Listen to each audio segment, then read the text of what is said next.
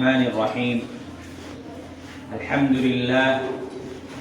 لله رب العالمين والصلاة والسلام على سيد الأنبياء والمرسلين محمد بن عبد الله الأمين وعلى آله وأصحابه وبارك وسلم تسليما كثيرا أما بعد فقد قال الله تبارك وتعالى في كلامه المجيد والفرقان الحميد أعوذ بالله من الشيطان الرجيم بسم الله الرحمن الرحيم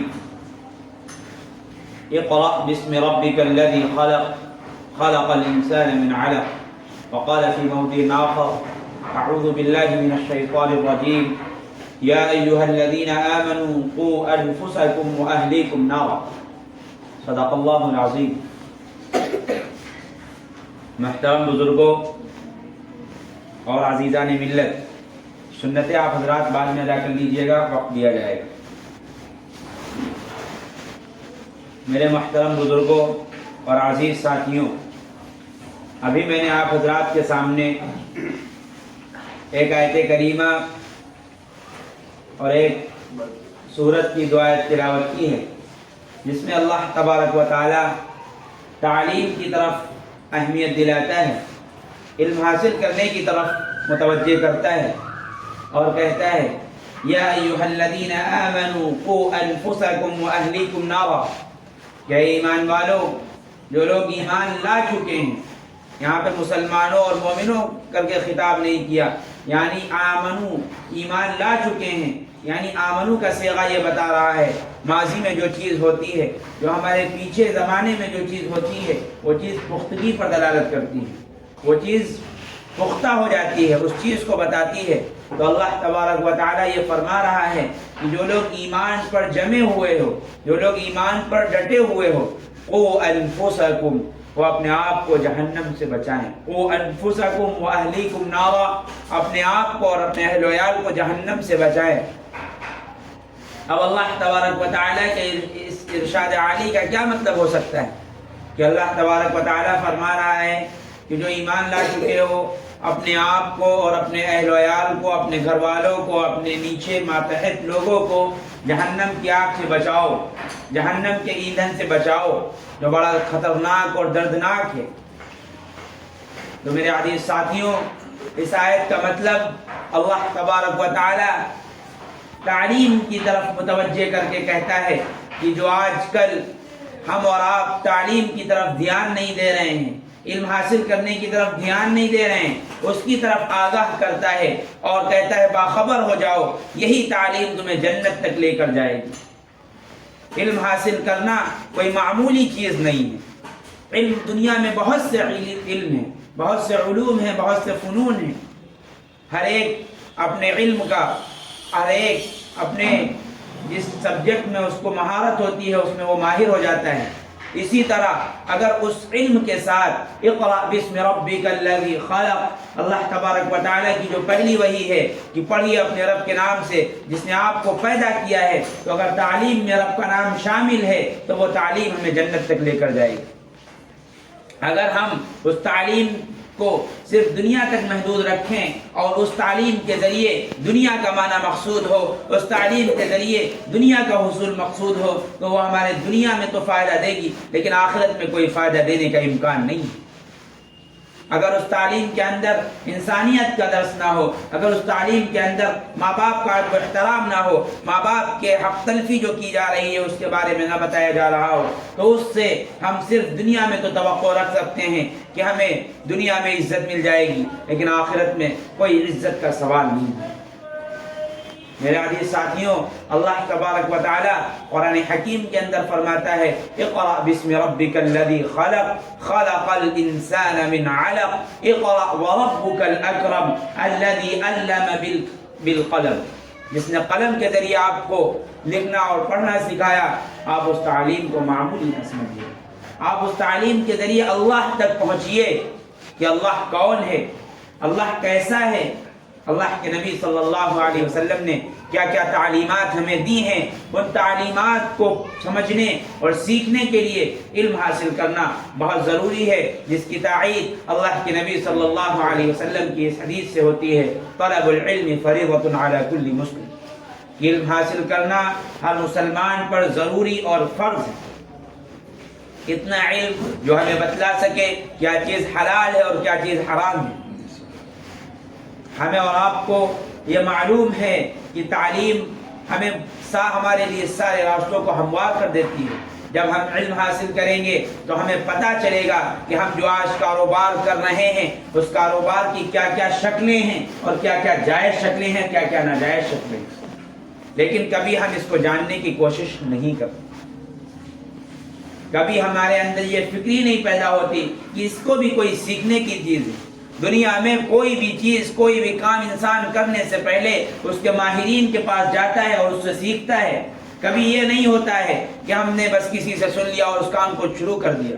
کوئی ڈاکٹر کو دیکھا ہے کیا کہ وہ کبھی کسی اسپتال میں نہ گیا ہو، کسی میڈیکل کالج میں نہ گیا ہو اور اس نے اپنی ڈگری مکمل نہ کی ہو اور وہ آ کر بس پیدا ہوا اور کلینک کھول لیا؟ کیا کبھی ایسا نظر آیا؟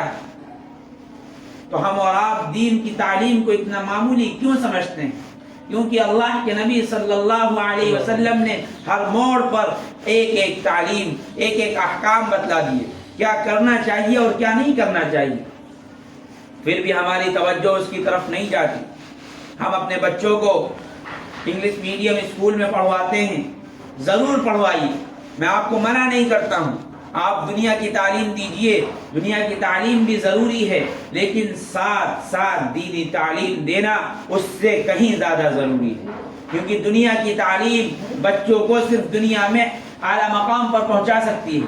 دنیا میں آپ کے بچے کو ڈاکٹر، انجینئر، پروفیسر، وکیل اور دنیا کی جو اور ڈگریاں ہیں ان ڈگریوں تک تو آپ کا بچہ فائز ہو سکتا ہے، لیکن اگر یہ کہا جائے کہ اس کے اندر انسانیت ہو، اس کے اندر ماں باپ کا احترام ہو، اس کے اندر اللہ کے نبی صلی اللہ علیہ وسلم کی جو تعلیمات ہیں ان تعلیم سے وہ آشنا ہو، تو ایسا ممکن نہیں ہے جب تک آپ اپنے بچے کو مکتب کی تعلیم یا مدرسے کی تعلیم نہ دیں، کیونکہ یہ تعلیم بہت زیادہ ضروری ہے۔ ایک واقعہ ذہن میں آتا ہے کہ ایک باپ تھا جو بہت گنہگار تھا، فاجر تھا، دنیا میں اس نے کوئی اچھے کام نہیں کیے، اس کا انتقال ہو گیا۔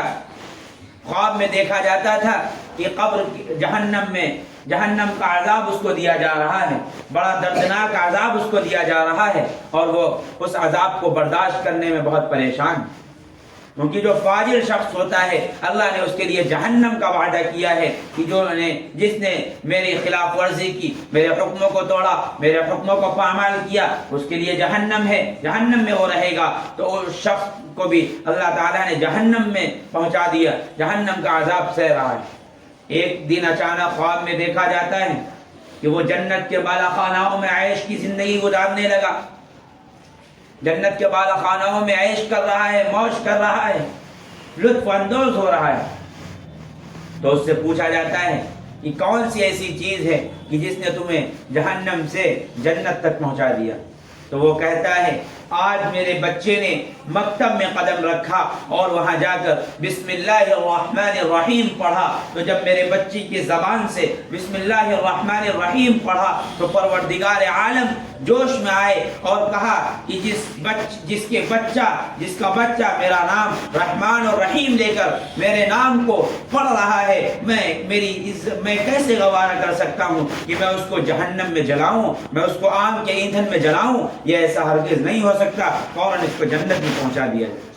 تو سوچئے کہ ایک بچہ جب بسم اللہ الرحمن الرحیم پڑھ رہا ہے تو اس کے باپ کو جہنم سے جنت پہنچایا جا رہا ہے۔ اگر ہم اور آپ اس میں فکر کریں، کوشش کریں، تو ہمارے اور آپ کے بچے بھی ہمیں جنت میں لے جانے والے بن سکتے ہیں، کیونکہ حافظ قرآن کے بارے میں آیا ہے کہ کل انعام دیا جائے گا اور حافظ قرآن کو بلایا جائے گا اور اس کے والدین کو ایک ایسا تاج پہنایا جائے گا جس کی چمک اور دمک اس دنیا کے چاند اور سورج سے کہیں زیادہ ہو۔ تو جو وہاں وہ عزت ملے گی، جو مقام ملے گا، وہ دنیا میں ہم کہیں تلاش کرتے رہیں تب بھی نہیں ملے گا، کیونکہ یہ دنیا تو فانی ہے، ختم ہونے والی ہے۔ اللہ تبارک و تعالیٰ نے قرآن حکیم کے اندر فرمایا ہے کہ یہ دنیا ختم ہونے والی، وَيَبْقَى وَجْهُ رَبِّكَ ذُو الْجَلَالِ وَالْإِكْرَامِ، اور باقی رہنے والی ذات جو ہے وہ اللہ تبارک و تعالیٰ کی ذات۔ تو ہم اور آپ دنیا کے حصول کے لیے محنت کرتے ہیں، جدوجہد کرتے ہیں، اپنی زندگی کو کھپا دیتے ہیں، اپنے دن رات کو بھلا دیتے ہیں، اپنے گھر بار کو بھلا دیتے ہیں، چھوڑ دیتے ہیں، اور دنیا کے حصول کی خاطر نہ جانے کہاں کہاں جاتے ہیں۔ لیکن ہمارے اندر یہ جذبہ اور یہ تڑپ اور یہ فکر کیوں نہیں پیدا ہوتی کہ ہمیں اللہ سے ملنا ہے، ہمارا دیدار اللہ تعالیٰ کا دیدار کرنا ہے، اللہ کے سامنے پیشی ہونی ہے، اللہ کے سامنے حاضر ہونا ہے۔ ہمارے اندر یہ احساس کیوں نہیں پیدا ہو رہا؟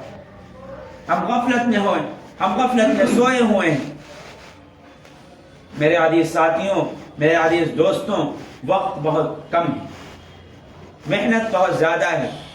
آج دشمن طاقتیں، باطل طاقتیں حملہ کرنے پر لگی ہوئی ہیں، اپنے سارے ہتھ ڈنڈوں کو تیار کرنے میں لگی ہوئی ہیں، لیکن ہمیں اور آپ ہیں جو ہم ان کا ساتھ دے رہے ہیں، بلکہ اپنے اسلام کے دفاع کے لیے اپنی تیاری مضبوط نہیں کر رہے۔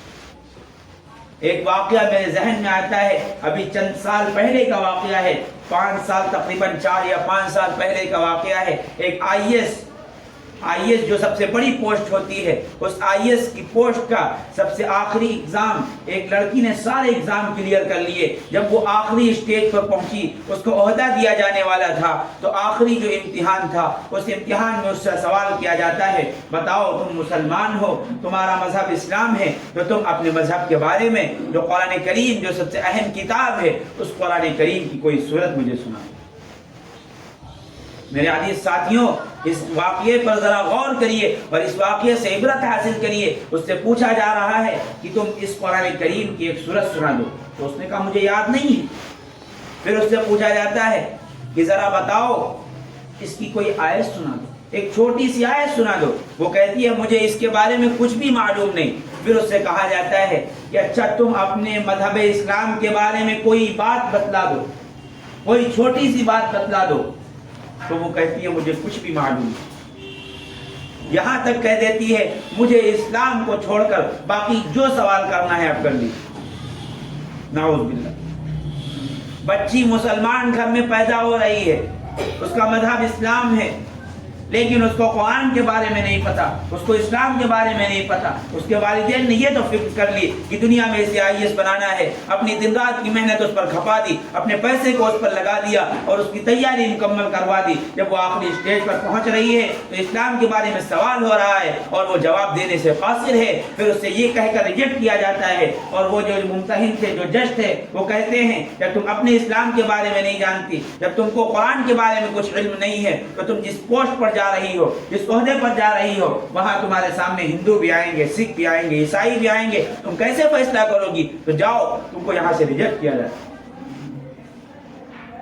تو میرے عزیز ساتھیوں، سوچئے کہ اگر ہم نے اپنے بچوں کو اسلام کی تعلیم سے، قرآن کی تعلیم سے ناآشنا رکھا اور ان کو قرآن کی تعلیم نہ دی، تو کل قیامت کے دن یہی بچے ہمارا گریبان پکڑیں گے اور کہیں گے اے میرے باپ، اے میرے ابا جان، آپ نے ہمیں دنیا میں تو اچھی زندگی گزارنے کا طریقہ سکھلا دیا، لیکن جو اصل زندگی جنت کی تھی، جو اصل زندگی جہنم سے بچ کر جنت میں جانے کی تھی، آپ نے ہمیں اس کے بارے میں نہ بتایا، تو چلیے آپ بھی ہمارے ساتھ جہنم میں جائیں۔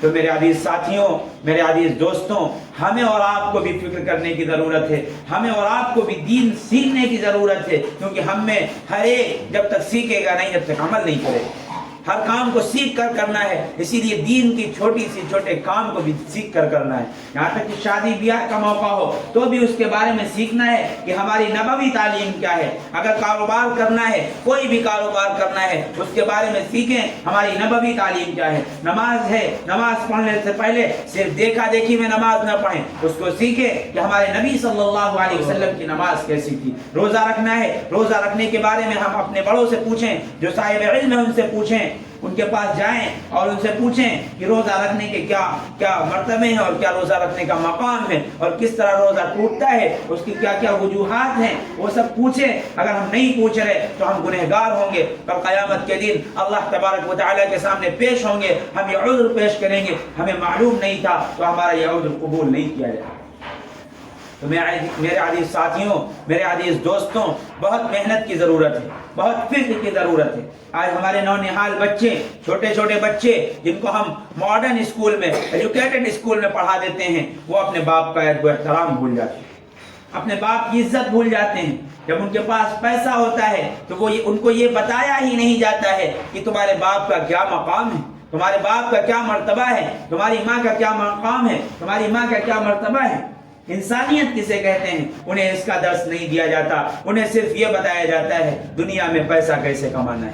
اس تعلیم کے ساتھ پیسے کو جوڑ دیا، لیکن جو ہماری نبوی تعلیم ہے اس میں انسانیت کا درس دیا جاتا ہے. چھوٹوں کے ساتھ کیسا برتاؤ کیا جائے، بڑوں کے ساتھ کیا معاملہ کیا جائے، والدین کے ساتھ کیا معاملہ کیا جائے، والدین کے ساتھ کیا کیا چیزیں، کیا کیا ان کے ساتھ سلوک کیا جائے. یہاں تک کہ انسان اپنی پوری زندگی کی کمائی اپنے والدین پر خرچ کر دے تب بھی والدین کے احسان کو بھلا نہیں سکتے. جو تکلیف بچپن میں وہ سہتے ہیں اس کو فراموش نہیں کیا جا سکتا.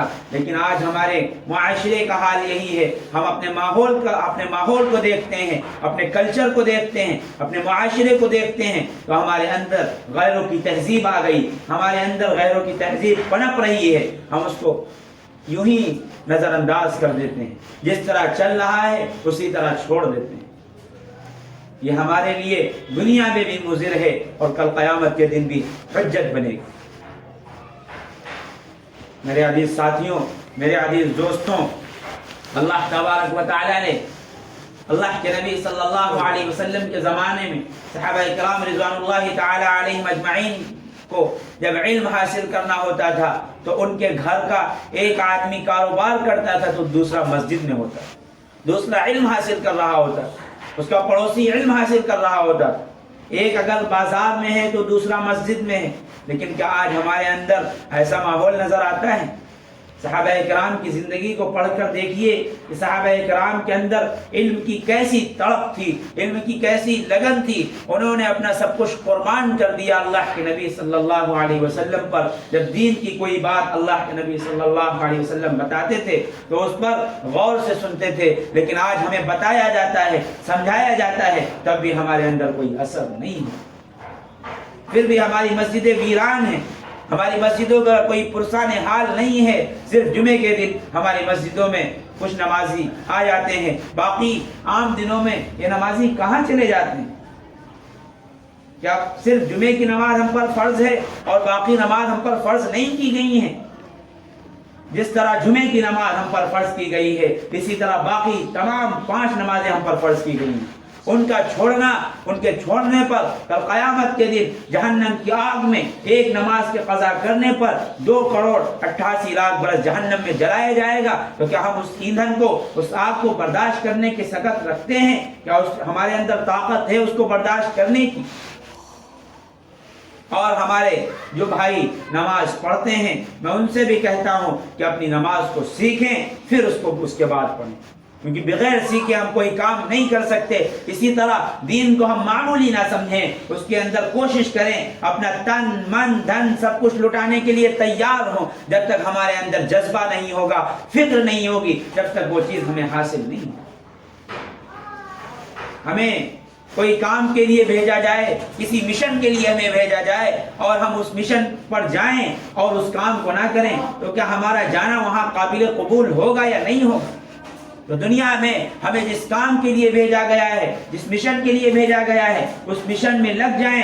دنیا میں اللہ تبارک و تعالی قرآن حکیم کے اندر کہتا ہے وَمَا خَلَقْتُ الْجِنَّ وَالْإِنسَ إِلَّا لِيَعْبُدُونَ. 27ویں پارے کے دوسرے صفحے میں یہ آیت ہے وَمَا خَلَقْتُ الْجِنَّ وَالْإِنسَ إِلَّا لِيَعْبُدُونَ، کہ ہم نے انسانوں کو اور جناتوں کو محض اپنی عبادت کے لیے پیدا کیا ہے، ہم ان سے پیسہ کموانا نہیں چاہتے ہیں. قرآن میں اللہ تبارک و تعالی صاف اعلان کرتا ہے وَأْمُرْ أَهْلَكَ بِالصَّلَاةِ وَاصْطَبِرْ عَلَيْهَا لَا نَسْأَلُكَ رِزْقًا نَحْنُ نَرْزُقُكَ. تم اپنے گھر والوں کو نماز کا حکم کرتے رہو، اپنے گھر والوں کو نماز کی وصیت کرتے رہو اور اسی پر جمے رہو، اسی پر ڈٹے رہو، اسی پر مضبوطی سے ان کو حکم کرتے رہو. اور ہم تم سے رزق کا سوال نہیں کرتے. نحن نرزقک، ہم تم کو رزق دیں گے. رزق کا مطالبہ تم ہم سے کرو، ہم تمہیں رزق دیں گے. اگر تم خود ہی بن گئے کہ ہم مالک ہیں، ہم رزق پیدا کرتے ہیں تو اللہ تبارک و تعالیٰ کو یہ چیز پسند نہیں ہے. کیونکہ اللہ تبارک و تعالیٰ جو کھلا رہا ہے، پلا رہا ہے، جو رازق ہے، اس کے خزانے میں کمی نہیں ہے. پوری دنیا اگر ایک ہو جائے اور پوری دنیا کے لوگ مل کر اللہ تبارک و تعالیٰ سے سوال کریں اور اپنی تمام ضروریات کو مانگ لیں تو اللہ تبارک و تعالیٰ کے خزانے میں اتنی کمی ہوگی جتنا آپ سمندر کے اندر سوئی ڈالیے اور پھر نکال لیجئے تو سوئی میں جتنا پانی ہوگا اللہ تبارک و تعالیٰ میں اتنی اللہ تبارک و تعالیٰ کے خزانے میں اتنی کمی ہوگی. لیکن کیا ہم مانگنے والے بن رہے ہیں اللہ سے یا نہیں بن رہے؟ یہ ہمیں اور آپ کو اپنے گریبانوں میں جھانکنا چاہیے اور اپنا محاسبہ کرنا چاہیے، اپنے نفس کا محاسبہ کرنا چاہیے کہ آج ہم کہاں ہیں اور ہمیں کیا کہا گیا تھا، ہم پر کیا احکام عائد کیے گئے تھے. جب اللہ کے نبی صلی اللہ علیہ وسلم نے حجۃ الوداع کے موقع پر ارشاد فرمایا تھا الا فلیبلغ الشاہد الغائب، سن لو جو یہاں موجود ہیں ان کو چاہیے جو یہاں حاضر نہیں ہیں ان تک دین کی باتیں پہنچائیں کہ ہمارے اندر دین کی ایک بات سیکھنے کا اور اس کو پہنچانے کا جذبہ ہے یا نہیں ہے. کل اللہ تبارک و تعالیٰ نے جب اللہ تبارک و تعالیٰ ہم سے سوال کرے گا تو ہم کیا جواب دیں گے؟ ہم اور آپ دنیا کی زندگی میں ایسے مست ہو گئے ہیں کہ ہمیں کچھ بھی فکر نہیں ہے، ہمیں صرف دنیا دنیا دنیا دکھائی دے رہی ہے. دنیا میں ہمارا مکان اچھا ہو جائے، ہمارا گھر اچھا ہو جائے، ہمارے کپڑے اچھے ہو جائیں، ہمارا لباس اچھا ہو جائے، بس اسی کی فکر میں ہم لگے ہوئے ہیں. لیکن ہمیں یہ فکر نہیں ہو رہی کہ ہماری آخرت کیسے اچھی ہو جائے. جو اصل زندگی آخرت کی ہے وہ آخرت ہماری کیسے اچھی ہو جائے.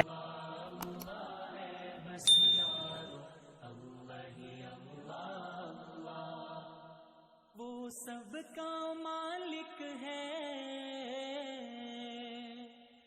وہ سب کا مالک ہے جس کا عرش معلا اللہ اللہ ہے بس یار